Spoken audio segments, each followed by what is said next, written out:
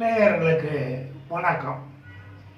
ஜாதகத்தில் ராகு கேது இரு கிரகங்களும் 12 ராசிகளிலே எந்த ராசியிலே இருந்தால் எவ்விதமான பலன்களை ஜாதகர்களுக்கு தருவார்கள் என்பதை விளக்கி இந்த வீடியோவிலே பேசுகிறேன். பொதுவாக ராகு கேதுக்கு சொந்த வீடு கிடையாது.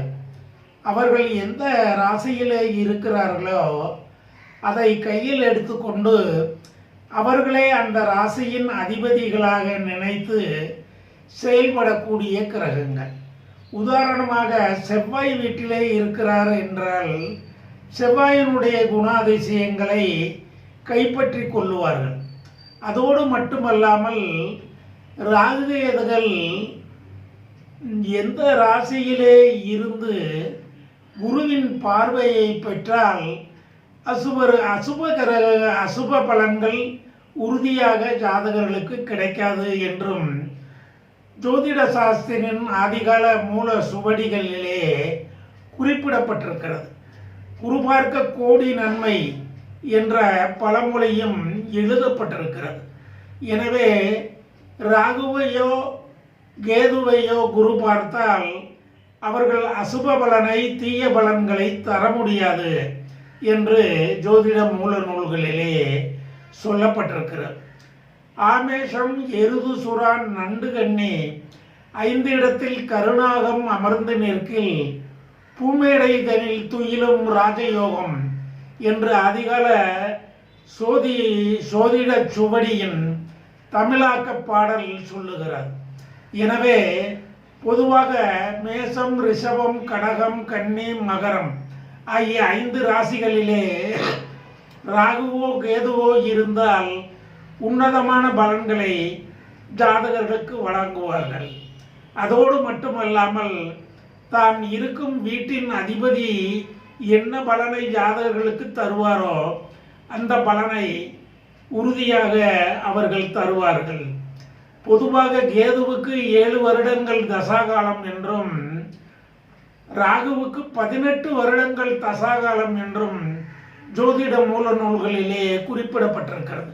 இந்த தசாகாலங்களிலே ஜாதகர்களுக்கு உன்னதமான உயர்தரமான செல்வ வளத்தை, நீடித்த ஆயுளை, நிறைந்த செல்வத்தையும் ராகு கேதுகள் தருவார்கள்.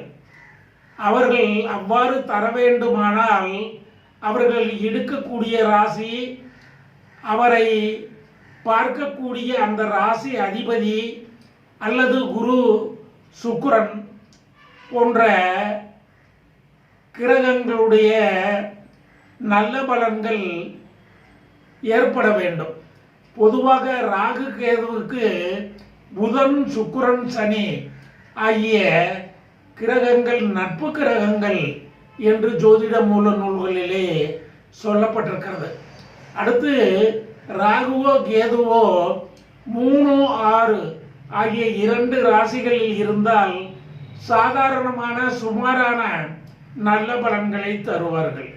அடுத்து 11ஆம் இடம் லாபஸ்தானம், ஆதாயஸ்தானமான 11ஆம் இடத்திலே ராகுவோ கேதுவோ இருந்தால் பணத்தை அடிக்கடி ஜாதகர்கள் பெற முடியும், செல்வந்தர்கள் ஆக முடியும்.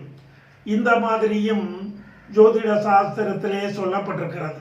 அடுத்து ராகுவை பொறுத்தவற்றிலே அரசாங்க அதிகாரியாக ஆகும் அதிகாரம் ஜாதகருக்கு கிடைக்கும் என்றும் ராகுவுக்கு சொல்லப்பட்டிருக்கிறது.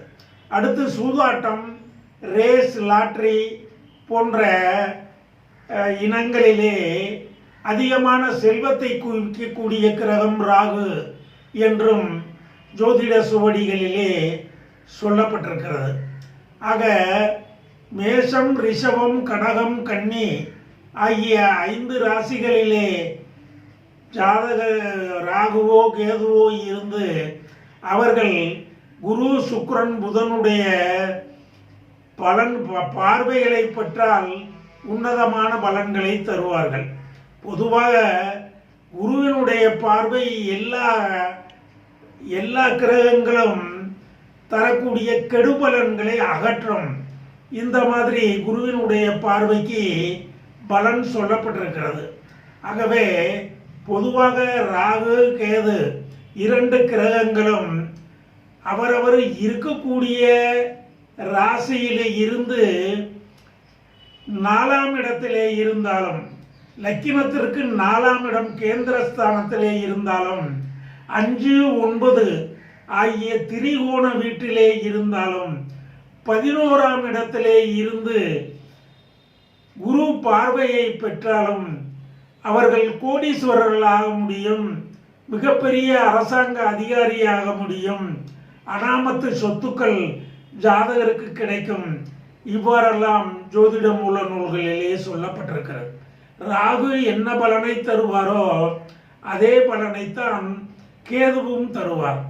ஆக ராகு கேதுக்கு நட்பு கிரகங்கள் புதன், சுக்கிரன், சனி அவர்களுடைய பார்வை இருந்தாலோ அல்லது சுப கிரகமான குரு, சுக்கிரன், புதன், வளர்புரை சந்திரன் ஆக அவர்கள் 4 பார்வையை பெற்றிருந்தாலோ உன்னதமான பலன்களை ராகு கேதுகள் அவர்கள் காலத்தில் தருவார்கள்.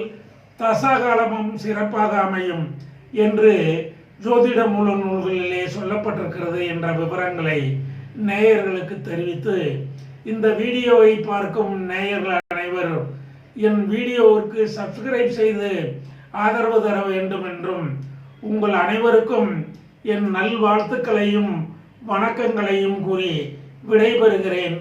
நன்றி, வணக்கம்.